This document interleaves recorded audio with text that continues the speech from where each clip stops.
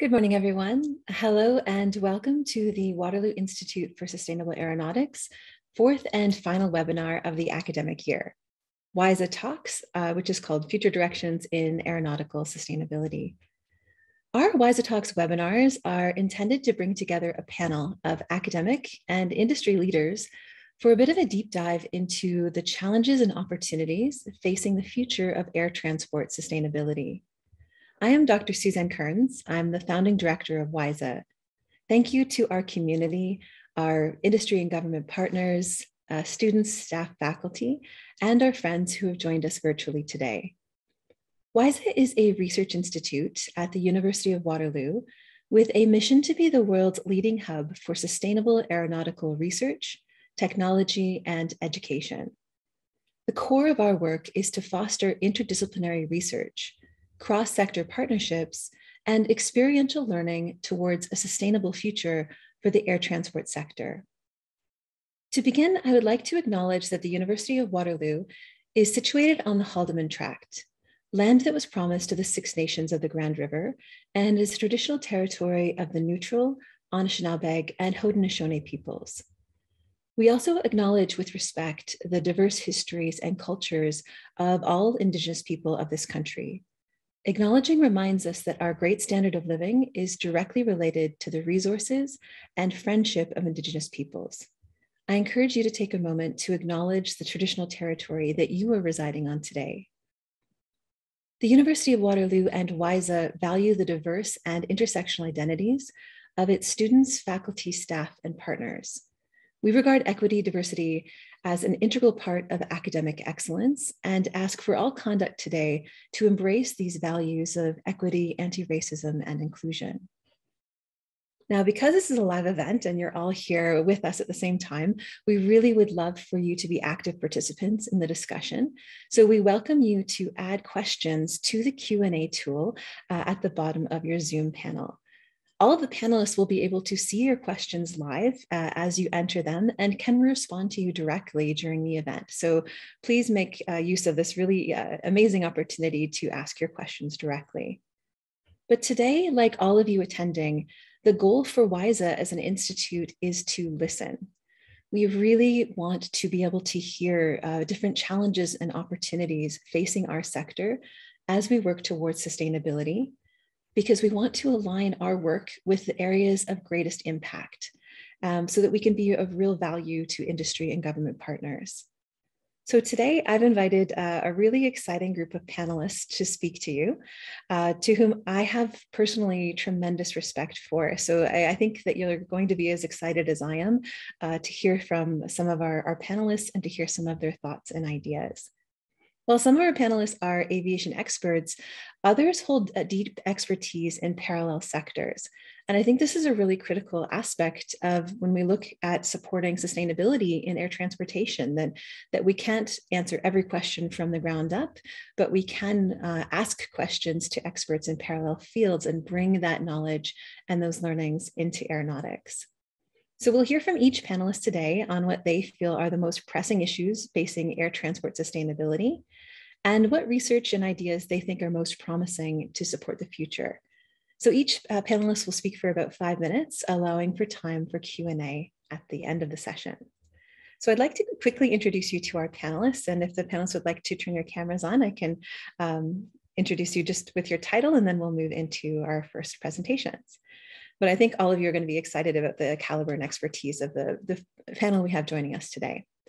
So for our industry partners, we have Captain John Craig, the Director of Training at Air Canada, Kathy Fox, who's the Chair of the Transportation Safety Board, Dr. Maarten Steinbuch, who's the Scientific Director at Eindhoven Engine and Distinguished University Professor at Eindhoven University of Technology, and Jeremy Wang, co-founder and COO of Ribbit, as well as a PhD candidate in mechanical and mechatronics engineering at the University of Waterloo.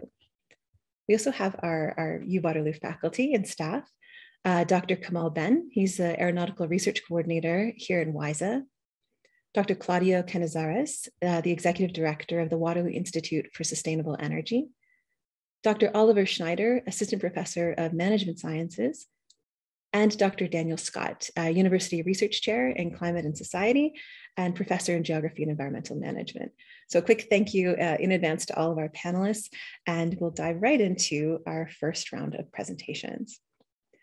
So from myself as the director of WISA, I'd just like to give you a little bit of insight into some of the origin of the Institute and some of the direction that we're pursuing currently. But before we dive in, I'd like to introduce you to Dr. Kamal Ben, who I'll be sharing my presentation with. Dr. Ben is the Aeronautical Research Coordinator at WISA. He has extensive industry experience and has worked with flight efficiency research. He's currently supporting WISA's mission to define key solutions that can bring together industry, academia, and researchers to meet aeronautics challenges towards a sustainable future. So I think before we get into where we go next, I'd just like to lay the foundation of where WISA came from. So the reality is, if you look to where we are today, so coming through a global pandemic, we have skyrocketing fuel costs and projected shortfalls of aircrew. The aeronautics sector now is facing unprecedented challenges. And yet when you look before the pandemic really took hold in all of our lives, the reality is that the industry was not sustainable even before the pandemic. Even though it was an area or a time of tremendous growth and opportunity in aviation, there was an unsustainable growth trajectory. So the annual number of passengers carried in aviation was projected to double from 4 billion in 2019 to 8.3 billion in the year 2037. And that created all sorts of different challenges. So we had wide-scale international shortages of crew, touching pilots, controllers, maintenance engineers, cabin crew as well. We were seeing the increasing awareness of the negative environmental impacts of aviation. So there was the flight shaming movement, and Greta Thunberg actually led a climate protest outside of ICAO during the 2019 assembly. But we also see the industry being challenged by the integration of all sorts of new technologies. So even though technologies present an incredible opportunity, they also present challenges when we need to ensure safety and efficiency of operations. So interestingly, when you look at these challenges, they align with the 3 pillars of sustainability. So the social sustainability, but how do you have a sustainable workforce, and how do you support society? The environmental sustainability, how do we reduce emissions from the sector? And the economic sustainability, how do we produce the evidence to guide the integration of new technologies in a way where they're producing returns and not sacrificing or posing any risk to operations? So when the pandemic shut down all of our lives, when we're here at the university and we're looking at all of our airline industry partners and aviation industry partners, there was this sort of widespread period of pain. We started seeing hashtag Save Canadian Aviation trending across the country on social media. And here at the University of Waterloo started asking, what could we do as a university to support this sector so that when a recovery did happen, potentially the industry could be in a better position than they were previously. So that was the concept of WISA. It was basically, how do we take the amazing research capacity in all of these different disciplines at the University of Waterloo, and how can we align those capabilities with areas of impact that could actually support the sector in being more sustainable? We often say that, at WISA, we see aeronautics as a force for good. And I think, where our young pilots, when they come up to me, they have in the past expressed some frustration in saying, I love and am passionate about aviation, but I don't want to be a part of an industry that's part of the problem, that's contributing to climate change. And what we usually say is that aeronautics is a force for good, that our vaccines arrived in Canada via aircraft. We're using aircraft to transport more than 1/3 of the world's cargo by value, providing a vital lifeline and supplies to northern and remote communities, supporting sustainable tourism. And I think after going through the pandemic, all of us experiencing how much hardship is imposed on our mental health and well-being when you can't move around the world.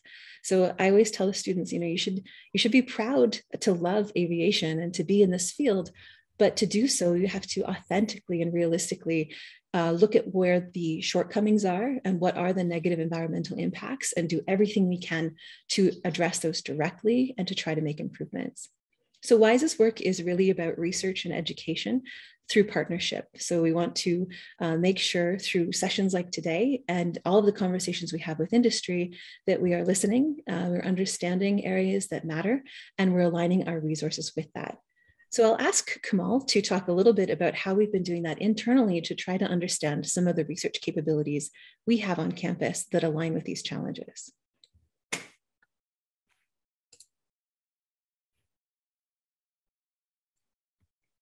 Okay, thank you, Suzanne. Good morning, everyone. Good afternoon, wherever you are. And thank you very much for having me here. To put the audience in the context of sustainability and what we are looking to define, we have been working in the background on a database that allows or will allow WISA to focus on a specific set of areas in relation with the sustainability mission. So we have developed a tool or a matrix to match or cross-reference the research capacity at the University of Waterloo and try to match it with one of the sustainability related pillars. So we have used shown categories as a guidelines to our mission objectives.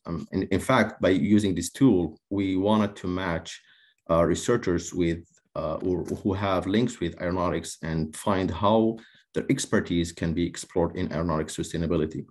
So this is not an easy task. I mean, knowing we have a lot of expertise at the University of Waterloo, and also the potential of outreach is enormous using the shown keywords. So for the sake of time, I'll stop here and I'll be happy to take any questions. Thank you, Suzanne.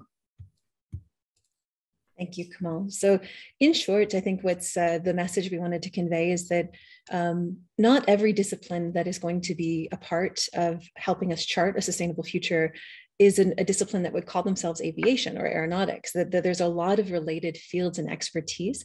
So I think for us to be successful when we move forward, it's about tapping people on the shoulder who are already leading experts in these areas and asking them to help join the conversation of how we can be more sustainable. So now I'd like to move to our panelists. So I'm very pleased to introduce Captain John Craig as our first speaker. He's the Director of Training at Air Canada. Captain Craig is a graduate of the University of Waterloo and the aviation program at Seneca College. He's currently the Director of Training for Air Canada, responsible for all pilot training programs. Also, he currently flies the Boeing 777 and has over 30 years of experience in flight training. Over to you. Thank you very much, Suzanne. Thank you for inviting me to this event today. I think it's a great opportunity to talk about some of the challenges that we have. You can go on to the next slide, please. So just some basics of an airline.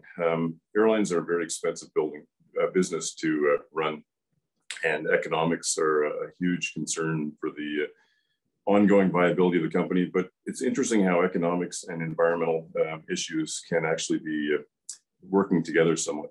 So look at what have we done over the past number of years. Fleet improvements and bringing new aircraft in, huge increases. So we've seen 43% increase in fuel efficiency in our fleet from the years 1990 to 2018. And as our fleet renewal continues with the 787s, 737 MAX, Airbus 220, and the recently announced 321 XLR, that improves. And we look at, with the 220, we were looking at, compared to reasonably recent aircraft, a 20% further reduction in fuel consumption per seat mile, and 20% less CO2, 50% less nitrogen oxide emissions. So as well as better passenger experience, and for us economics, saving fuel burn, it's environmental, reducing emissions. The question with safety comes up with reducing costs. A lot of that actually, the new aircraft we see increased in efficiency and safety along with that. So products we're looking at is heads-up displays, which we've brought in all of our new introduction to aircraft. Huge safety improvement, but also allowing us some efficiencies and saving money in the long run. So things like RMPAR approaches. So for those of you who don't know, is approach used to be quite inefficient in terms of track miles flying.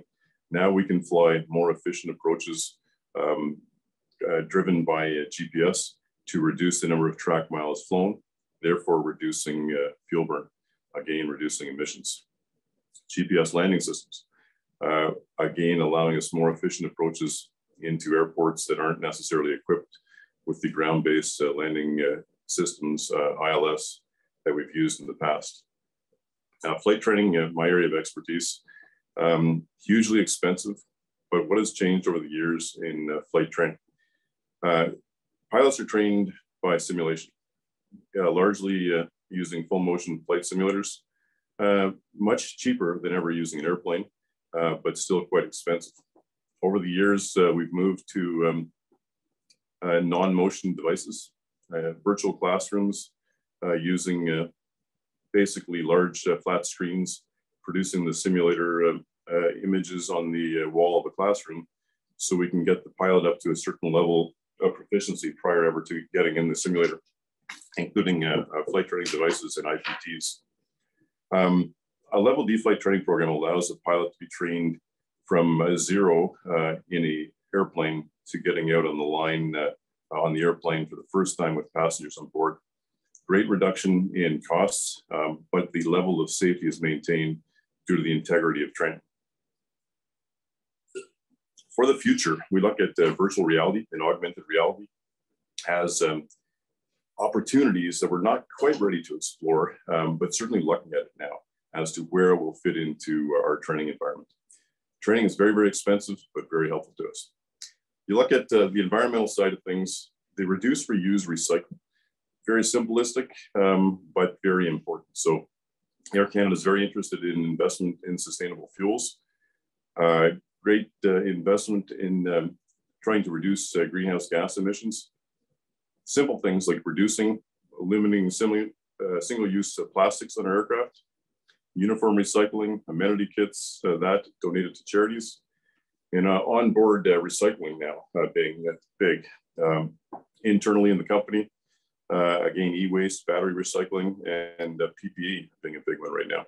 So our goal at Air Canada is for net zero emissions by 2050, which is a large goal, but we believe it's the right thing to do for the aviation industry as a whole. So I thank you for your time. Thank you, John. I really appreciate you sharing your thoughts with us. So now it's my pleasure to introduce Dr. Claudio Canizares, who is the Executive Director of the Waterloo Institute for Sustainable Energy. So just like WISA on campus is an institute that's pursuing innovations towards the aeronautics field, there are a variety of other institutes who have tremendous leadership and a rich depth of expertise in parallel fields. So of course, sustainable energy is a critical area of where we look towards a sustainable future for aeronautics. So he's also a professor and Hydro One research chair. His highly cited research focuses on modeling, simulation, computation, stability, control, and optimization of power and energy systems. He is the IEEE Trans Smart Grid EIC, the PES Director of the IEEE Board, and a Fellow of the IEEE, the Royal Society of Canada, and the Canadian Academy of Engineering, and has received the 2017 IEEE PES Outstanding Educator Award, the 2016 IEEE Canada Electric Power Medal, and multiple awards from the PES technical committees. Over to you, Claudio. Thank you. Thank you for the invitation. Happy to be here. The Waterloo Institute for Sustainable Energy has been working generally in different aspects of sustainable energy, and some of them I believe overlap with WISA's interest and activities.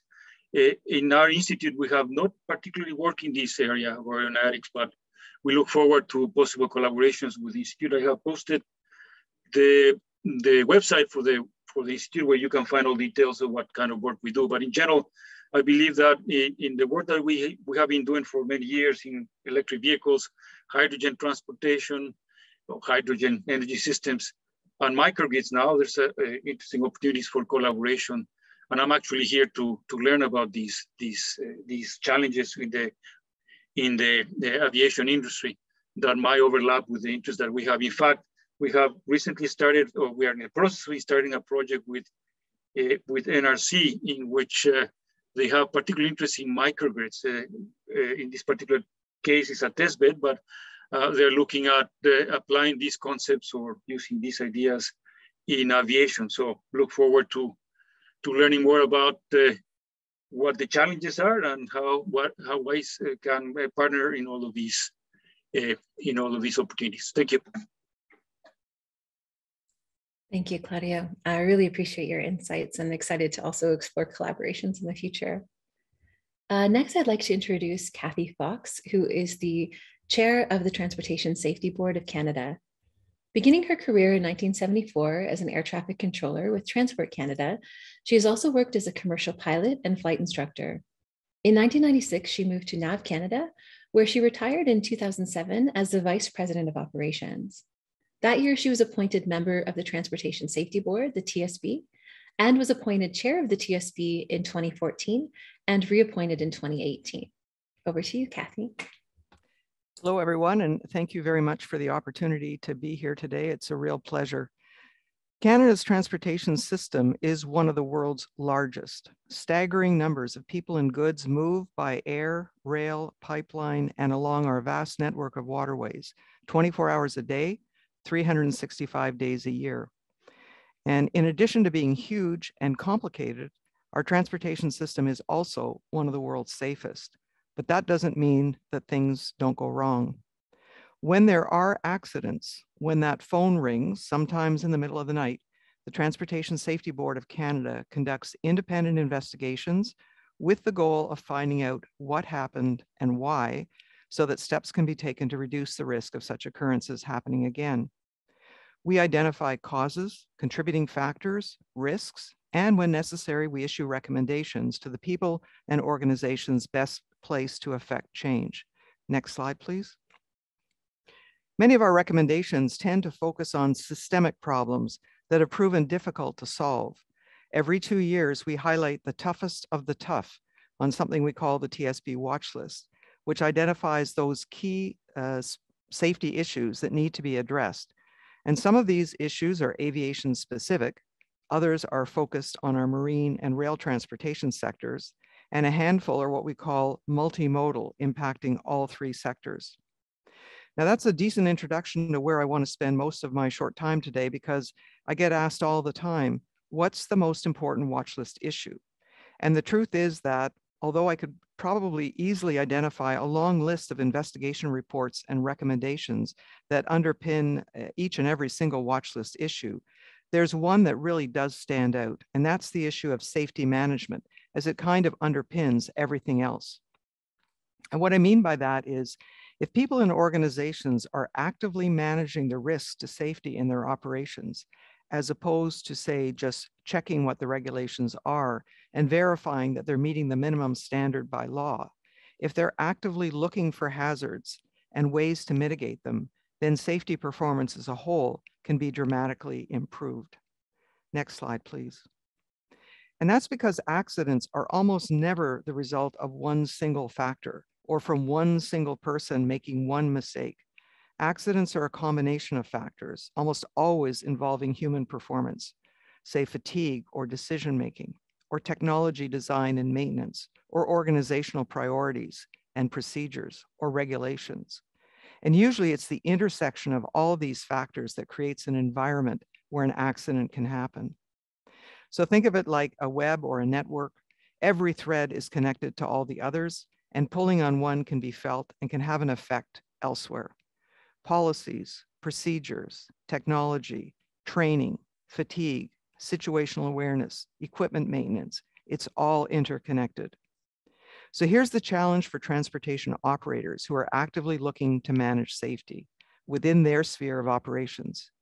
How do you identify hazards in your operations, especially new hazards that are emerging? And how do you take steps to mitigate them so they don't lead to an accident? The answer is a lot longer than I can give in 5 minutes, but the gist of it is this. The source of your next accident is probably already in your data, assuming you're tracking the right data and you're analyzing it. But are companies actively looking for what might go wrong next? And are they sharing what they find with their peers across the industry? Some of them, yes. And by and large, those companies which are actively managing safety have a strong safety culture and a corresponding record of success. Unfortunately, many do not. There are still too many operators that rely solely on just meeting regulations or external standards and think that's good enough. Well, it's not. regulations alone can never be enough for the simple reason that they can't foresee every single scenario that might arise. And that's why the TSB places such an importance on active safety management, because it helps companies go above and beyond to find trouble before trouble finds them, and before the TSB has to receive a phone call in the middle of the night and launch another investigation. Thank you. Thank you, Kathy. And I think it's such a critical perspective, because when you think about a sustainable air transport sector, then it has to be a safe air transport sector, that without safety being part of that equation, then I don't think any of the other gains are possible. So thank you. Thank you. So now I'd like to introduce Dr. Oliver Schneider. He is an assistant professor in management sciences. And for any of you who saw some of our earlier advertising for the WISA Talks webinar, unfortunately, we had a panelist fall ill yesterday, right at the last minute. Dr. Neil Randall, we wish him a speedy recovery and hope he's feeling better soon. But Dr. Oliver Schneider was kind enough to join our panel at the very last minute. But I think that you're going to be pretty interested and excited in the work that he's looking at. So he researches human-computer interaction and is a haptician at the University of Waterloo in the Faculty of Environment, Department of Management Sciences. His work focuses on enabling anyone, anywhere, to be able to create experiences for haptic technology, whether for simulation, learning, storytelling, medical application, or automotive vehicles. Oliver's background is in computer science with a PhD and MSc from the University of British Columbia. From 2017 to 2018, Oliver was a postdoctoral scholar at the Haspel-Plattner Institute in Potsdam, Germany. Oliver has also collaborated with Disney Research on novel haptic interactions as an intern and then consultant. Oliver publishes in venues including ACM, CHI, and UIST, the IEEE Haptic Symposium, Eurohaptics, and World Haptics, and the International Journal of Human-Computer Studies. So over to you, Oliver. Thanks so much, it's a pleasure to be here. So I'm here to talk about haptics, which is my main research area. For those of you who don't know haptics, it's anything that has to do with the display of the sense of touch. So if you know about computer graphics displaying for vision, this is the same for touch. And you may be familiar with this from anything from vibrations in your cell phone or in game controllers to immersive force feedback that you might experience in a flight simulator, for example. And I want to talk about two areas for haptics, although there's lots of applications for it, starting with the possible opportunities for learning. Now, learning for things like in aviation and especially pilot training is pretty straightforward, but there's a lot of opportunity for being able to use haptics to be able to reinforce different types of learning materials. So for example, on the screen, you'll see this low-cost force feedback device. It's a haptic paddle, has a motor and an encoder that allows you to detect the location.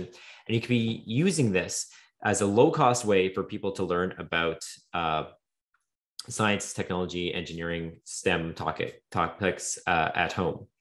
And what this might do is, if you go to a well-funded school, you might have access to a whole physics lab full of springs and materials to be able to learn different types of STEM topics. But if you're learning at home or you're at a less well-funded school, you might not have an opportunity to do this. And where I see an opportunity and where Dr. Kearns and WISA and I are looking to collaborate is opportunities to use VR and haptics to be able to branch out for aviation training. So for example, making these sort of low-cost devices, small mechatronic devices, you might be able to improve learning outcomes in really smart ways throughout the aviation sector. And so using this, there's a lot of different benefits that we can that I'll elaborate on in the Q&A, but it can increase, for example, retention, and you can help connect people to different training scenarios that they might not encounter in physical training. And where this analogy relates to the school is oftentimes you have to go to this large, expensive simulator to be able to study aviation. If we can bring that aviation simulator to the individual learners, there's only a lot more opportunity for more people of different backgrounds to be able to learn about the field. And so I think that's a really exciting opportunity. Let's move to the next slide, because that's a nice bridge into another major area for haptics, which is accessibility. So on the screen, you will be able to see a mechatronic device called Dual Panto. This is a device that allows people who are blind or visually impaired to interact with the virtual world. In this case, they're playing a soccer game where they control with one handle their player, and they can feel the ball or the other player move around. And in doing so, they have all the information they need combined with audio to be able to play this real-time game. And I see a lot of opportunity for accessibility, especially in training, but possibly in the actual operation of different tasks in aviation, for being able to work with people who have maybe sensory impairments or motor impairments to be able to access that kind of training and complete those kinds of tasks. And what's very interesting is that intersection where if you can increase that training opportunity to simulate all these different types of tasks and then increase access to those tasks, suddenly you have a lot more people who can work with this. So those are the kinds of things that I work on, and I'm excited to collaborate on with WISA, and looking forward to representing that approach in the discussion. Thank you. Thank you, Oliver. And I'm so thankful you were able to jump in, but I think it's also an amazing example of the Games Institute. So when Neil was planning to join our panel, he, of course, is the director of the Games Institute, just as sort of Claudio is representing Sustainable Energy Institute. Oliver, can you speak to the Games Institute quickly, the mission and the work they do? Certainly. So similar to WISA and the other institutes at the University of Waterloo, the Games Institute is a university level research institute that is across all of the different faculties at the University of Waterloo. And it brings together people that work on games very broadly defined. Really, we're talking about interactive media. So anything to do with VR, anything to do with digital media, anything to do with how people interact with technology in an interactive way is the kinds of research that you'll find at the Games Institute. And so I work there, and a lot of my students actually sit in this physical space, which is relatively unique amongst the research institutes at Waterloo. And they can interact with people from English, from environment, from engineering, from arts and design and computer science. All of these different people work together and come together. And we were able to access really wide varying cross-disciplinary collaborations because of that. So really exciting place to be. Awesome. Yes, thank you. And I think a good message for aviation when we look at moving some of these technologies into potentially pilot training is that, again, we don't have to start from scratch. Like we can look at expertise that already exists, that has already been spending years studying some of these lessons and sort of translate and bring that to create aeronautical solutions. Thank you, Oliver. So now it's my pleasure to introduce Dr. Maarten Steinbuch, who is the scientific director at Eindhoven Engine and a distinguished university professor at the Eindhoven University of Technology. He is a high-tech systems scientist, entrepreneur, and communicator. He holds the chair of systems and control at Eindhoven University of Technology. The research of his group spans from green powertrains for vehicles and airplanes to mechatronics, robotics, motion control, and fusion plasma control. Steinbuch is a prolific blogger and a key opinion leader on the influence of new technologies on society. He is co-founder of a company for charging and energy management at airports for battery electric flying. So thank you, Maarten, for joining us, and we'd like to turn the floor over to you. Yes, thank you, Suzanne. It's a pleasure to talk to you here via this medium. I also like the previous talk of Oliver because we did as a group a lot of work also on haptics for surgical robotics. But this day today, please give me the next slide. I will be talking about electric flying. And I see only a few limited options for flying, for sustainable flying in the future. For long distance, long haul, that will only be solar air fuels or sustainable air fuels. That could be bio, but I personally believe strongly in making our own kerosene from hydrogen from solar and wind energy and direct air capture, for instance, CO2. So you get CO2 out of the air, you make H2 from green energy, and then you, in a standard chemical process, you can make kerosene. The drawback of this is that if you look from electricity or to power the plane, the efficiency is relatively low. It's about 15%, 15%. So, but I think for long distance, it is the only viable solution we have. but it will take a long time, at least 2 decades, before we have an industry and a capex, so a capital expenditure on equipment, which could lower the cost from the numbers I hear are typically about $7 per liter, and it should go down to $1 a liter or so. Hydrogen, I think it might be for the intermediate distance flights, might be interesting, but in fact, I think it will be squeezed between, on the one hand, battery electric and maybe a little bit hybrid for the shorter distances, and on the other hand, the solar airfields or sustainable airfields.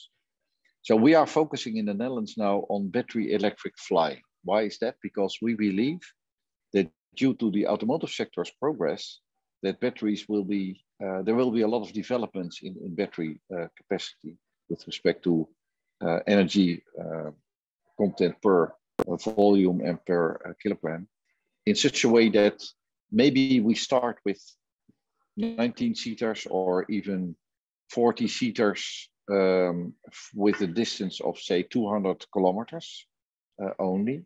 But if you change then batteries every year because you have a lot of cycles, so you have to change them, every year the battery effect improves, the battery technology. So maybe that same plane, after 5 years of being in operation, could fly 400 kilometers, and 5 years later it can even go to 600 kilometers, maybe 800 kilometers.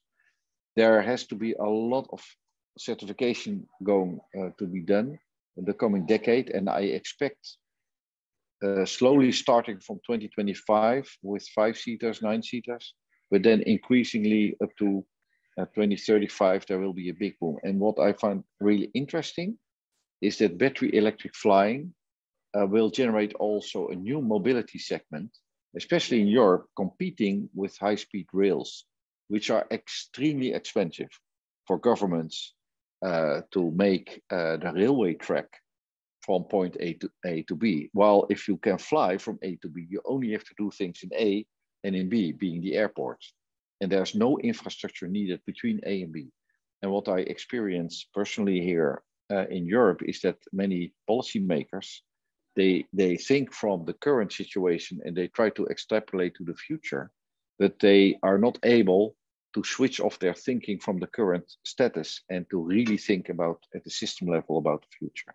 If you do that, in my opinion, we should build much less railway tracks, much less high-speed rails, and we should completely focus on battery electric flying for ranges up to 500, maybe even 800 kilometers in the future. So that was my main message, and I look forward to the Q&A later on. And this is a summary of what I said. So a lot of people think from the current, but we have to think from the future. And we did some calculations, and battery electric flying can be as cheap as electric driving, and it certainly has less polluting things, especially with the particles, than trains and high-speed rails. And we have over up to even 5,000 local airports in Europe. So I think we should and can use them much more. End of story. Yes. Thank you, Maarten. I really appreciate your perspective. I think you are a visionary in this space, and it's wonderful to hear your perspectives. But because I'm Canadian, I have to share a quick analogy. So there's a saying in Canada that they say that Wayne Gretzky would say, is he would say that, you know, I don't skate to where the puck is, I skate to where it's going to be. And so just to add the Canadian hockey layer on top of, I think, your message, which is, you're right, we can't just recreate what already exists. We can't put all of our energy into the problems of today, or we're not setting ourselves up to address what comes next. Exactly. Yeah. Thank you very much. Yeah. I'd now like to introduce Dr. Daniel Scott. He's a university research chair in climate and society, a professor in geography and environmental management. He's also the director of the Master of Climate Change program. Scott has worked extensively in the area of climate change and the global tourism sector, including the transition to a low carbon tourism economy and adaptation to the complex impacts of a changing climate, having published more than 140 peer-reviewed articles on these topics. Over to you. Thanks, Suzanne. And good morning, everyone, and thanks for the opportunity to be part of this esteemed panel. As somebody who's worked on climate change and the global tourism with the UN, World Bank and development agencies and others, it's perhaps no surprise to Suzanne that I'm going to focus on the question of emissions. And I'm actually going to build on some of the things that Maarten had. So it's great order that he went first. Fundamentally, you can argue there can be no sustainable aviation, there can be no sustainable tourism unless we can get to net zero. And that's something both the aviation industry and the tourism sector has committed themselves to. So on this first slide, the question is, how do we get there? And we'll start with IATA's narrative on this. On the left, you have their post-pandemic passenger scenarios, so roughly 5 times where we are today, 2.5 times where we were prior to the pandemic. In the center, you have what is the emission challenge that growth creates over time versus their pledge to be net zero carbon by 2050. And on the right, you have their strategy in terms of how is IATA going to get there? How is the aviation industry going to get there? And early on, the orange part there, that is using offsetting. So in the first through to 2025 and beyond, they're relying 97% on offsetting. And unfortunately, Corsi as a program is relying on very low cost. Some might argue junk offsets. That the EU has done a study that said 85% of those don't deliver the emission reductions that we hope. In the red is something that a few of the panelists have already talked about, new technologies. So, and Maarten and John mentioned electric aircraft, future in hydrogen, if that technology evolves over the next couple of decades. But the bulk of their strategy is from sustainable aviation fuels. And in the case of IATA, they're focusing mostly on biomass from municipal and non-food crop wastes. Unfortunately, other sectors are actively seeking to reduce those, so the long-term supply there is uncertain. So I'm on the same page with Maarten. That's not something we actually want to rely on. Next slide, please. And so an important contrast to that narrative is one put forward by the International Energy Agency's net zero roadmap for the global economy, not just aviation. But for those of you who don't know IEA, they're a conservative energy agency set up by OECD decades ago as sort of their response to OPEC, but very powerful in terms of policy circles around the world. And I've highlighted some of their key strategies for aviation. And you can see here, demand management is one of the core strategies. So the first bullet, business and long haul, effectively frozen at pre-pandemic levels, modal shifts to rail, particularly where a flight is less than an hour. We've seen that policy come out from France, but as Maarten's pointed out, that does not work in a Canadian context where we can't afford to build high-speed rail, and we couldn't build it fast enough even if we could afford it. So that's not an option. We have to look at something different. Total growth in terms of RPK, roughly 3/4 of IATA's projections. Something IPCC talked about in their report this week as well. Their technology futures are a bit different than IATA's. And so no hydrogen. They said the technology is too mature to be relevant on the timelines they're talking about. No offsets. And importantly, the last bullet there, that governments need to define what is that low carbon fuel strategy by 2025 at the latest to allow us to scale. I've reviewed the nationally determined contributions from all the countries, and I don't see that strategy in place there. I looked at Canada's new emission reduction plan that came out last week. It's not there as well. So this is an important policy gap that we still have to address. And importantly, though, that sort of basket of strategies got the IEA down, or got aviation down to about -80%. And it remained about 10% of outstanding emissions in 2025. So that will continue to put a bit of pressure on our social license to operate. And finally, I do want to end on a key point and a positive point from the scientific literature. Positively, and Maarten's alluded to this a little bit already, there is now a solid scientific case that net zero air travel is possible through drop-in fuels. I couldn't say that 3 years ago, so that's an important change. Of course, there remains a massive scalability challenge. My colleagues that did some work found, using solar as the most affordable option would roughly increase price to fly 80–90%, but I don't think that's a deal breaker, certainly not in a 2050s economy. What is a challenge is that scalability for solar is you're going to require about 1/4 of the size of Manitoba for Canadians, or about half the size of New Zealand for those who are not Canadian. in terms of solar area. So that is a massive scaling challenge. So this raises, I think, a fundamental policy question, and one that relates to distributive justice as well. You know, should the scale of aviation be defined by our ability to scale those net zero compatible fuels? And if so, how do we allocate that around the world? So I look forward to thoughts on that question and some of the other important questions that have been raised by the panelists. Back to you, Suzanne. Thank you, Daniel. Appreciate that. A lot of insight and a lot to digest. I think for those who are traditional aviation people and learning about climate science for the first time and just getting accustomed to the terminology, I think you've given us a lot to digest and certainly targets to work towards. So now I'd like to introduce Jeremy Wang. So in all of our WISA Talks webinars, we also strive to include a graduate student, but in this case, Jeremy represents both a graduate student and the startup community. So he is the co-founder and COO of Ribbit. So he'll tell us a little bit more about what Ribbit does, but he's also a PhD candidate in mechanical and mechatronics engineering here at the University of Waterloo. So Ribbit is a venture-based startup creating the world's first airline to use fully autonomous aircraft. Prior to Ribbit, Jeremy was the CTO of one of Canada's top drone operators and named as one of AIAA's 2020s in 2018. So over to you, Jeremy. Okay, there we go. Thanks so much, Suzanne, for that intro. So yeah, as already mentioned, Ribbit is creating the world's first airline to use fully autonomous aircraft, starting with service to rural and remote areas. I think a lot of the other panelists have touched on many various aspects of sustainability. For us, our focus is really on economic sustainability and trying to rethink transportation systems at large, the business models that will support them, and the technologies that will in turn support those business models.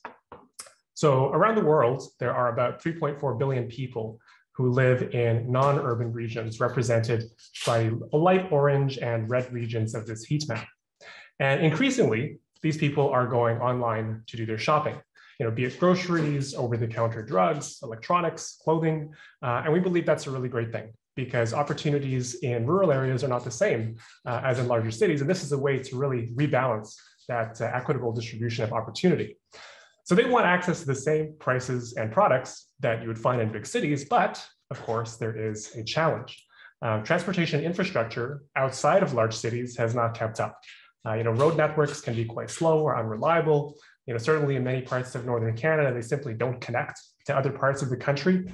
And this leaves a lot of unrealized potential on the table, potential for communities to access better products, for e-commerce companies to grow their business into these untapped markets, and also for local businesses to set up a website and start selling online.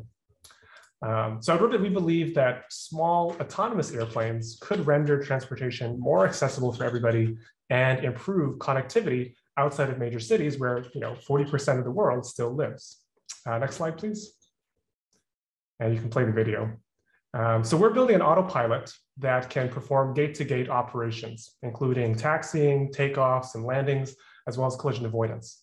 And we believe that being the airline is important because it allows us to stay close to the customer and really rethink transportation systems from the ground up. So 12 months ago, we assembled a team of engineers and pilots to modify this ultralight aircraft as a demonstrator.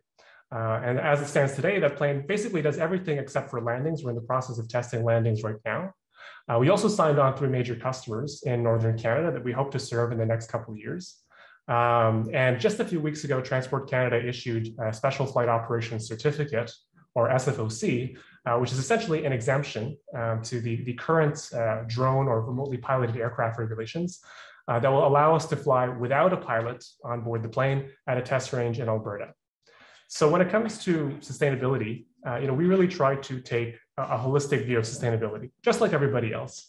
But being a business, we sort of look at it from the perspective of what are all the different things required to sustain growth, right? Businesses often want to be in a continual state of growth, which sounds kind of ridiculous at first because we know that growth on its own cannot be sustained. But that is ultimately what drives investment. Everybody wants to buy low and sell high. In order to do that, you have to sustain growth. So in order to keep doing that, businesses need to expand to new markets, develop new products, new services, find operating efficiencies, hire and train new staff. And of course, businesses have to do all of these things without compromising this shared environment where we all have to survive. So when we think about growth, we really think about what is the change required to achieve that growth. Because in the way it kind of looks right now, if we continue growing at the current rate without changing, we know that growth is unsustainable. And for us in particular, we know that moving to small autonomous aircraft, yes, it's going to make transportation more accessible. Yes, it's going to increase air traffic. That can actually have an adverse consequence unless we start incorporating sustainable aviation fuels, start looking at alternative power plants for aircraft, start rethinking the way that air networks are designed, airports are operated. This is really a huge systems challenge, and it's been so great to see all the different perspectives on this panel so far. So I'll leave it at that for today. Thank you, Jeremy. I really appreciate you sharing your perspectives and some of the work you're doing. It's exciting. And I know seeing the video where the airplane is flying itself, I think is mind-blowing for so many to actually see that in practice. So now I'd like to invite all the panelists to turn your cameras on, and we'll have a bit of a Q&A session. I'd also just like to remind the audience at any point you're invited to add your own questions to the Q&A tool, and the panelists can certainly jump in and address your questions there as well. So I have a question for each of you, and we'll just go in reverse order. So Jeremy, we'll start with you again to kick things off. So you represent, I think, a real critical part of the aviation ecosystem from the startup community perspective that I think we all sort of expect and imagine that there's going to be sort of a real push towards new innovations from the startup sector. So I'm just wondering if you can speak to your experiences with Ribbit. So what have been some of the challenges and opportunities you faced in moving your organization forward? And how do you think we as an industry should be supporting the startup community? Sure. Yeah. So maybe I'll start with the challenges aspect of it. Again, being a startup, I'll try and bring the perspective of what it's like trying to raise finances to do something like this. In the startup world, you look at Silicon Valley, you look at Kitchener, Waterloo, Toronto. There's a very big emphasis on software startups right now because they have a very quick return on investment. Right.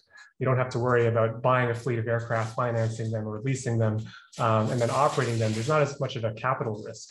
And unfortunately, when you're trying to build fully autonomous aircraft, that's something that we have to accept. Our middle ground or compromise is that because we are not actually designing the existing airframes, the existing aircraft, we're just modifying them. That overcomes the barrier. But definitely one of the huge challenges that we see when it comes to aviation at large, certainly sustainable aviation, is that we're talking about physical things. We're talking about physical hardware, and we need investors that have that long-term horizon. So for that reason, there's a lot of great firms down in the States that are willing to accept that kind of long-term capital expenditure cost and wait on a bigger return in the future. But it would be great to see more of that in Canada. On the opportunity side, again, for us, what really motivates us is the inequity when it comes to access to transportation. I've lived in a city my entire life, but over the last couple of years, I've had the chance to talk to people living in rural and remote areas, individuals living in Northern First Nations and Inuit communities. Transportation is definitely not something you can take for granted. And air travel, as other panelists have already mentioned, represents a pretty fantastic, fast, reliable alternative to rail systems and building out infrastructure for kind of mass transit on the ground. But there are certain technical challenges and sometimes policy challenges that need to be overcome in order for that to happen. So I'll leave it at that. Yeah. Thank you, Jeremy. I appreciate you sharing your thoughts with us. So Daniel, I have a question for you. So you've provided some really interesting suggestions from the IEA's 2050 roadmap. And this is really interesting, of course, as you sort of made the parallel to IATA's projection of how they get to net zero as well. But I was really wondering about your perspective being an educator and sort of as a director of the Master of Climate Change program. And I think, that's a really important part that WISA wants to support, but also being a university is, training that next generation. And I was wondering, through the Master of Climate Change program, what you prioritize as sort of educating that next generation of leaders who are going to be supporting some of those activities you mentioned in the roadmap. Yeah, I'd extend it beyond. So the Master of Climate Change students need to engage in a broad sustainability of aviation in a Canadian context and beyond aviation as part of that. I'd extend it to the education that the AVIA students would get as well. And there too, I would say, to build some of their climate literacy, because they will be influenced by policy. The whole sector will be influenced by climate and energy policy over the next 30 years in particular. And you can see that, there's real policy incoherence. Tourism, I know better, but virtually every nation, their tourism policy is completely incoherent with their climate change policy. That has to change. And some of our transportation policy arguably can be in the same thing. I would encourage all aviation leaders to engage more strongly in our climate change policy debates. If you look at Canada's newly released emission reduction plan last week, look at the state of aviation in there. It's minimal. And that has to change, both from a developing sustainable aviation fuel strategy for this country, but as Maarten and Jeffrey or Jeremy and others have said, high-speed rail doesn't make economic sense in a Canadian context, and there's an opportunity to leapfrog that with short-haul electric aircraft. But the voice has to be there before we make those investments. So learning about the connection with climate policy, I think, and engaging in it, I think would be the two strongest recommendations I'd have. Thank you, Daniel. And I can speak just from my own experiences. So being a traditional aviation student, so that environmental policy wasn't something that was part of the curriculum that I was taught at any of my educational any of the pathways. Like, it was almost counterculture to aviation. And so I think it's really now where there's a whole generation of leadership that's learning about these issues for the first time, and sort of as we go, directions and resources so that we can support them in understanding, how all of these things fit together and what they mean, I think is really valuable. Thank you. So Maarten, I'd like to ask you a question. So I'm curious what you've spoken about, leapfrogging rail, as Daniel alluded to as well. But I'm wondering if there's any other sort of major innovations that you see on the horizon that might reshape air transportation. So you've spoken about electric aviation, but are there other factors that you're sort of imagining are also going to have significant influence? And as a quick follow-up, I was wondering, being our international representative on the panel, if you see differences between different parts of the world in this aspect as well. Yeah, sure. There's also a question in the Q&A about eVTOLs, so vertical takeoff and landing of, say, drones. I personally don't believe too much in drone type of passenger transportation. It will take some market share also for cargo, but conventional takeoff and landing is much more efficient because it generates a lot of noise and a lot of downward thrust, and you throw away a lot of energy basically with vertical takeoff and landing. So it will be a niche market, but the biggest change will be in battery electric flight, especially for those countries where those intermediate distances are relevant. Canada is such a country, I think, for a part, but also for the Netherlands, for instance, our islands, Aruba, Bonaire, Curaçao, the ABC Islands, there will be a pilot. We are talking with them about a pilot with battery electric flying from isle to isle. But also the Netherlands itself. What is very interesting is, of course, that we are a very dense populated country. So there's a lot of societal discussion and opposition against flying in general because of the noise. And I think what is very relevant is if you have an electric motor driving a propeller, you can play with the noise, with the frequency, with the redesign of the propeller. So the technology of batteries on one side, and on the other side, thinking about noise and noise propagation and noise design is very interesting. And I think it will really give a boom in this segment up to, say, 500 kilometers of range. And I expect that there will be a lot of developments, like Jeremy's startup also, because if you can make it autonomous, the cost also goes down per passenger kilometer. So I think that segment is very relevant, and especially for the populated areas like in the Netherlands, but also in Canada for all those distances where which are doable with battery electric flight. Yeah. Thank you, Maarten. And by the way, I want to come back to Daniel's statement about 160,000 square kilometers of solar. In fact, I calculated for the total global usage of fuel, fossil fuel for all air traffic, it is about that number. And it's only 400 by 400 kilometers. So if you take a piece of soil in Middle East countries where there is a lot of sun, and you take a square of 400 by 400 kilometers, which is not that much in those areas, and you build there solar panels and hydrogen capacity and a direct air capture capacity, and then you locally can make your kerosene, we can all fly sustainable. Period. Well, thank you, Maarten. I think you and Daniel probably have a really interesting discussion in addition, I think, to what we shared today. And actually, I just wanted to really plug that, Maarten. I'm really glad you brought up noise, because noise is one of the traditional aspects of aviation and the environmental impacts. So I'm really glad that you brought that forward as well, because anyone who lives near an airport, I think, can understand that how detrimental the noise impacts can be on health and learning and other factors. So, and by the way, the link with Oliver is also interesting, because instead of having autonomous flying, you can also envision a haptic, a remote pilot steering the airplane, like the tests with autonomous cars being remotely steered in Singapore. There's a test there with semi-autonomous cars, and you save the cost of the driver because the haptics driver can be at any place, basically. There is a safety issue, which is very relevant. And Katie, of course, talked about safety. I think certification and safety is really relevant to take it from the start, because that is the factor which is going to delay all these developments, I think. And we need that safety critical thinking. But that is a very important question.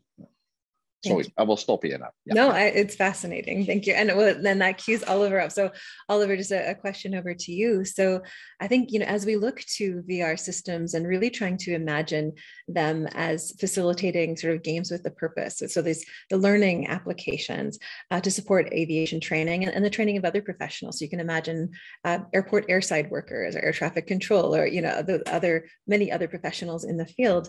I was just wondering if you can speak to the value of haptics. So how much having a touch sensor, that sort of feedback, can actually support learning, and what you imagine a future as far as how haptics and these systems are integrated into pilot training. So if you could just speak to your vision. Yeah, I think one distinction I kind of want to make is haptic feedback arrives at this kind of spectrum of fidelity and generalizability. And so on the one hand, you have your phone, which it vibrates, which is a very general tool, but not very realistic. Like there's no way that could be a simulated experience. On the other hand, you have a fully built up cave or environment or simulator that completely simulates everything, which is what we have now for flight simulators. And then next level would be actually piloting a plane, for example, if we're talking about pilot training. And it's very difficult to have a very to have the holodeck, which would be the fully built out, generalizable, but completely realistic experience. And so where I think there's an opportunity to integrate haptics and VR into training or teleoperation, as Maarten was talking about, is along the spectrum of fidelity. And so you already have these full simulators, which are a bit of a bottleneck, right? You can only book so many hours in it. You need to attend these one at a time. But if we can create devices that are lower cost, or maybe have like a low cost headset with some of those kind of DIY devices that I showed in the slides, something you can practice at home in maybe a lower fidelity way or in a more specific way, because you can either go more specific or sort of lower fidelity. And so you might focus on just training one task. You may focus on the overall workflow of like a fly around. You could focus on different kinds of things like that. And so I think that might end up with this sort of arsenal or a suite of different environments or training tools that people could use for training. And what's interesting too is that you then get this kind of, when you think about the spectrum, you can look at these ideas that Maarten was talking about with teleoperation or remote piloting, because you could oftentimes, a lot of people that are looking at the future of automation and remote piloting, we're thinking about people managing multiple autonomous vehicles. And when they get into trouble, you maybe zoom in, you handle that issue, then you zoom out. And so you're kind of doing this monitoring task, and then you have you may directly pilot it. And so you can imagine if you're monitoring, a dozen autonomous vehicles, you can't directly pilot all of them at once. So you have to have some level of abstraction. And so you need to have, maybe it's multimodal, maybe it's haptic experience. And then you could dive into the VR for a single one. And so you can kind of move along this fidelity. So that's sort of how I see it taking place. And then I think that linking it to because it's associated with VR and software systems, you can then customize it per the individual, you can customize it per the task. And so you really have a lot of adaptability. And so all kinds of flexibility and adaptability that I think could, possibly reduce the number of needed hours for flying or really enable more people to encounter it. Perfect. Thank you, Oliver. I think it's an exciting future as far as trying to, of course, because I teach our aviation students, and pilot training is incredibly expensive, right? And it's resource limited. You only have so many planes, so many simulators, and there's many more students who want to get in there. So making it more accessible and affordable and effective is an amazing thing when you think about supporting the next generation as well. Thank you. So Kathy, I'd love to go to you for a question. And I think your voice is so critical in this discussion because sustainability, everyone I think you would intuitively understand that the industry isn't sustainable if it's not safe. And even if we have these potentially electric aircraft, that if there are accidents in those aircraft and the public sees them as being unsafe, and of course they're causing harm and other factors, then it's not a sustainable solution because it's not practical. So I think safety and sustainability are really interwoven concepts. But I'm really curious about your thoughts on when you hear about these emerging technologies in the aviation space. How will we ensure that they're incorporated safely, and what sort of things come to your mind as you're listening to some of the other discussion? You were asking me about what you should consider from the point of view of safety as emerging technologies. And I would think there's two things. The first is to really consider the end user, the human machine interface, the human automation interface. We design so much technology and software applications, and although there is often user consultation, I don't think we always imagine the different ways that people involve the end users, those who are actually going to operate the systems. And not those who may have operated a few years ago, those who are using it now and who are very much involved in the operational environment and understand how this is used.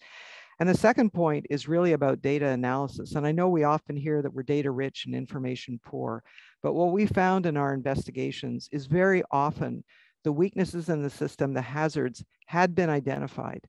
Maybe they were weak signals. We have to find ways to amplify those weak signals. But the point is that very often the hazards were known and before the accident occurred. And yes, we're looking at it with the benefits to amplify those signals and to take action, to think through what can go wrong really carefully and take action before before the accident happens. And of course, the other challenge is how do we know what we don't know? So as I said, very often we do know, we just haven't addressed it. But it's also a challenge. So again, looking for input from end users, from customers that are using the system, and then trying to imagine how these things may play out in the future. So thank you. Kathy may be having some technical problems. So we'll come back and I'll instead ask Claudio a question. So there's been a lot of discussion so far today looking at sustainable aviation fuels, electric and hydrogen propulsion as a source of future energy in aviation. And I think you have such an interesting role in that you work with many different sectors and many industries. And I imagine a lot of industries are having similar conversations about what a more sustainable energy future looks like in those sectors. So just really curious about your thoughts. That do you see unique challenges in aviation, or are these the same types of conversations that all different sectors are facing right now? Thank you, Suzanne, for the question. As you mentioned, there's a significant parallels in sustainable energy systems that I have noticed here. I'm not familiar with all these topics that have been mentioned here, but only in passing. And interesting to see the discussion about the hydrogen here in particular. I found that quite interesting. The hydrogen has been electric vehicles is the solution for transportation of small type of transportation, commercial, sort of individual type of transportation for hauling big loads, hydrogen is being presented as a solution. Obviously, as it was mentioned by one of the speakers, is highly inefficient in the sense that there's a lot of losses in the process if you go from electrical to electrical, as he well mentioned. However, seems to be the only solution, hydrogen, for long-haul transportation. And thus, for example, Germans are doing a lot of work on that area, providing the solutions. However, I found interesting this discussion that was mentioned here about the issue of using hydrogen to produce other type of fuels, kerosene, which I was not familiar with. Sounds very interesting. But that would be different from what we observe, for example, in transportation, right? Now, one of the areas that I think there's a lot of overlap is the issue of microgrids, because at the end of the day, these systems are basically microgrids, flying microgrids. So, and that's been the case certainly already in the transportation industry, particularly in shipping. That's basically that analogy applies and is being basically used. Similar issues arise when you talk about a microgrid in a remote community, when you talk about a microgrid in a large ship. So, and I believe that there's going to be a lot of synergies there now coming to the same discussions in the transportation industry.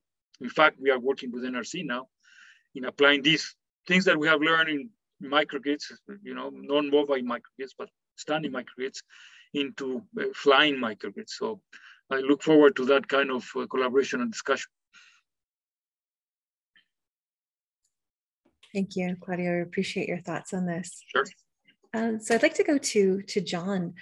So John, in your role from a training perspective, just wondering if you see that the future skills and competencies are going to change as far as which skills are most in demand to support the future of air transport. And also curious if you're seeing a reemergence of those personnel shortages that were such a significant issue before the pandemic.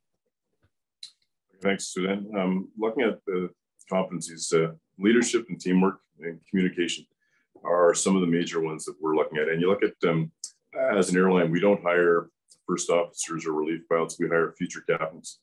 And the technical skills to be a pilot can be taught and improved along. But if you've got the basics of communication and leadership, they're a huge start to getting your career going.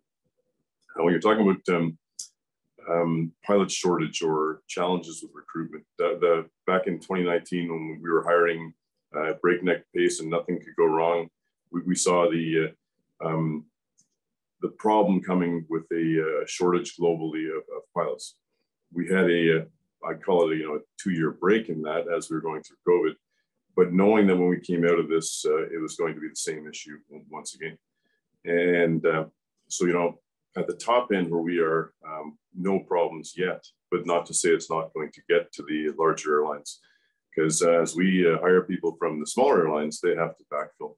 So there's a huge issue with looking at recruitment, getting pilots into the industry, and costs are one of it. It's just very, very expensive right now. And just taking this on to the training and how it's done now, very structured from a regulatory standpoint. Looking at evidence-based training, competency-based training, there's more efficient ways of doing this. And when you're talking about haptics and other virtual reality things, our program, when I was mentioning earlier about virtual classrooms, FTDs, IPTs, and full flight sim, it's trying to take advantage of technologies that they come up to improve the efficiency of the system, which is benefits of cost to us, but it's also got benefits of throughput and being able to, with less hard, expensive resources, get pilots through. Part of the struggle there is the regulatory nature of it and getting approvals for credit for training as new technologies emerge. So we have things that we do in full flight simulators now that are worth about, each device is worth $15 or $20 million that can be done in non-motion devices. And, Transport Canada is working on bringing the regulations to today's standard to give credit for these. And in ab initio programs earlier on, you look at some of the institutions doing multi-crew training earlier on, using very basic simulators, no motion. That's a huge benefit to them in the industry, getting them into that environment earlier on. Perfect. Thank you. Yeah, I appreciate all of your insights. And it's one of those things where I think historically in aviation, there was most emphasis was placed on the airline recurrent training. And now increasingly, that we're seeing research applications and innovations really looking at the beginning of pilot training, so the ab initio phase, and how we can, from the beginning, line up the students in the best way possible to be successful when they get to your level. So now I'd like to go to Kamal. So Kamal, I was wondering from your perspective, you've done a lot of work mapping different research areas across campus and sort of aligning them with aeronautical sustainability themes. I was wondering what you believe, based on the work you've done, are the most promising research areas to improve sustainability. Thank you, Suzanne. We're living in a global and competitive environment, and air transport sector and aviation are very competitive industries. So in order to sustain in such environment, like these industries need to innovate, and innovate starts from research, and research actually is key to stay in such competitive environment. So I think that there has been a huge research potential in green aviation and zero aviation, like hydrogen, electrical aircraft, solar aircraft in the last decades. And we start to see the outcome. I mean, actually a couple of weeks ago, we saw the Airbus 380 flying with a hydrogen engine. So I believe that there is a huge research potential which can be achieved with the emerging new technologies like augmented reality, robotics, autonomous systems, or even 5G. So having said that, I think that research in areas such as cybersecurity, cloud computing, computer architecture as well can provide very promising outcomes to the industry. Also, I believe that research in the human factor aspect is very important, like particularly with the COVID component of it. So there is a potential in pilot training research and the human aspect of it, like pilot decision-making, medical standards as well. So there is a huge spectrum of areas that we can focus on to make the aviation sector more sustainable, which will save a lot of costs. Perfect. Thank you. So I think a few of our panelists have had technical difficulties, but I'd like to move on now. And I'm just going to do sort of a final round where I'd like to invite each of you to share sort of summary thoughts or key takeaways. So I'm just going to call your name one at a time. And if you can maybe just share a few sentences before we wrap up to looking at really setting our course. And I think that's the purpose of anything for the webinar, that WISA is very interdisciplinary. I think the sustainability challenges facing the future of where we're headed, there's not one area or one solution. It's about trying to identify the areas of biggest impact and mobilizing and setting that direction. So I'm really curious your advice or suggestions as we wrap up about the opportunities, technologies, or practices that you feel are most important that you would recommend WISA prioritize as we look to the future of what comes next. So Jeremy, I'll ask you to start. Wow, what a huge burden to think of something to say here. I mean, I would definitely say that, there are many challenges to sustainability. There are so many different things we've covered in the last, hour and a half or so talking, that it would be hard for any one organization, I think, to tackle all of them, equally effectively. I think as a business, we have to be very careful about where we put our resources, and we make sure that, if we're going to do something, we should do it right. I would definitely be remiss to say that, we're going to tackle sustainable aviation fuels and electric flight and autonomy and do all of this at once. For us, we would really love to get to a point in the future where really we're talking about small autonomous electric aircraft. But we have to choose very early on, do we focus on the electric part or do we focus on the autonomy part? And given the skills of our team, we chose to focus on the autonomy part. So I think, I guess my closing remark would be to kind of pick the challenges that you are best suited to and work with everybody else on the rest, and not try to do too much or say that you're doing too much, because we just can't. Absolutely. You can't boil the ocean, right? So, and I think that's one of the things we've discovered, that even though we want to have the most impact possible, that we need to prioritize the areas where there is the best alignment between resources available to do the work and need. So thank you, Jeremy. Oliver, over to you.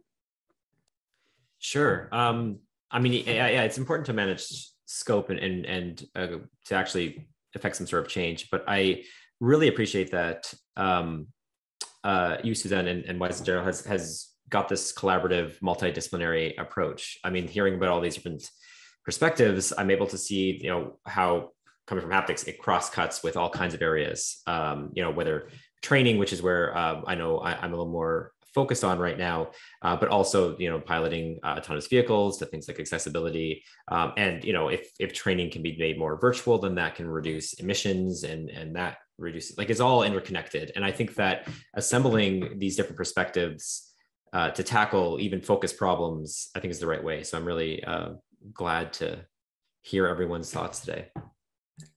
Thank you, Oliver. And again, thank you for jumping in late last night. We really appreciate your ability to join us. Daniel, do you have final thoughts to share? Sure. I'll just, since we lost Maarten, unfortunately, I think one of the huge areas is to try to figure out, what is the place of aviation in a net zero world, is sustainable aviation fuels. And we want to explore all the different baskets for aviation in the same way we want to for electric grids, et cetera. Not take anything off the table, but we have to be at the same time cognizant of biofuels. We've heard about Jatropha, LJ, et cetera. They don't work in terms of land area, water requirements, food versus fuel. Those have dropped off the table. Hydrogen, I would argue, has the same problem. You can't go from R&D to prototype to replacing the entire fleet and the entire fueling system in 30 years. That's just not going to happen. So drop in sustainable aviation fuels that come from synthetic fuels, e-fuels are, I would argue, and Maarten was making the same point. And if we could get down to 400 kilometers of solar needed instead of the 4 times that estimate that I've seen in the paper published last year, that would be even more wonderful. So if we can get there, that would be great. We may not invent all of those technologies or have even a major role in those, but each one of those technologies has huge implications, from training from the beginning to the implications for access, cost, international development. And those are areas that we've heard from the people around the table all can contribute to, and that's something WISA can contribute to. And then I would argue, use WISA's collective voice to, again, engage in climate policy and more sustainable policy across Canada, because I just don't, and in tourism as well, I don't see it. And some of the decisions that are being made are going to influence the future of our sector, whether we like it or not. So we need to be a voice there. Thank you. So if you have, if you could give WISA advice about where you'd like to see research for impact, or what actions we can take to support safety, and from where you're sitting, would you have sort of a closing piece of advice to offer? Sure. Well, it really comes down to what I just said, which is basically, as a pilot and a former air traffic controller, I'm really excited at where this industry is going in the long term as a frequent traveler, both for business. So I'm really excited to hear some of what I've heard today. But as an accident investigator, I'm wary about the transition. So think about the end user. Thank you, Kathy. Unfortunately, we are having some technical challenges, but I think that your voice and message is received well, that safety has to be a part of the equation from the beginning. John, could we go to you for your closing thoughts? Sure, thanks, Suzanne. Kathy's comments actually with the end user are very much appreciated. Thank you. At the airline level, and being an end user, we have a different viewpoint than those doing the research. From an end user standpoint, what are our concerns? Well, your hockey analogy earlier on about looking at where you're going versus where you're at now is we need to look at things move slow in aviation, and many times when it comes to certification and getting things in. But from an end user, I think our biggest thing is to monitor what's going on in the industry, see where it could have applications for us in the future, and ideally be consulted along the way as things are going up to give our input on where we think this can go. And we have to be open-minded to what we can do. And you go back to the beginning of aviation, and I'm sure the first guy that got in the simulator is wondering, what's this doing to, and compared to flying an airplane. Now we can have a guy do a full course in a full flight simulator, and his first flight is with passengers on board, and the integrity is amazing. So we have to be willing to adopt new things going forward as they are approved, certified, and prove that they are usable for the end user. Absolutely. Thank you. Kamal, final thoughts from you? I think at WISA we have the capacity to work with industries and academia to make sustainability mission. So sustainability for me is not only just focusing on fuels. It can be a wide spectrum of areas. And yeah, we look forward to move this industry forward. Thank you, Kamal. And Claudio, we'd love to hear your closing thoughts as well. Sure. I mean, I've learned a lot through this interesting event. I think that, for example, aviation within the sustainable energy systems has been sort of put to the side, not really considered. So that's something that it should be factoring. And I think that on the other side, from the point of view of the aviation industry, all the learnings that have been learned, all the learnings that are in the sustainable energy systems can be used and can be improved or speed up all the process of developing sustainable energy systems for aviation. So I welcome that opportunity and that interaction. Thank you. Thank you. Tremendously appreciated. So I think, you know, if this was an easy question, we would have an easy answer. But I think, unfortunately, sustainability really is a system of systems, right? There's so many different interconnected aspects, and there's no easy solution. But I hope that with WISA, just having events like this and listening to all of your voices and your perspectives, if we could, you know, take that in and ensure that we are being of service to the sector, and as well as listening and taking in learnings from all of our colleagues who are experts in related fields. So I'd like to offer a huge thank you to everyone who has joined us today, especially to our panelists for taking the time to share your thoughts and ideas. And before we sign off, I'd like to put out a call for all the participants that we would also really love for you to join the conversation. So our colleagues at Presage have developed a survey, and they're very interested in aviation industry's views towards sustainability and how you define it and how you feel towards it. So if you're willing to share your thoughts, we would love if you would click that link and share some of that with Presage. Lastly, we really encourage you to stay in touch with us. So our website, uwaterloo.ca/WISA, has links to all of our social and our newsletter links. So we would encourage anyone who's interested to sign up there and to stay up to date with activities at the Institute. So again, thank you to everyone, all of our panelists and attendees for joining. I wish you all a great day. Thank you.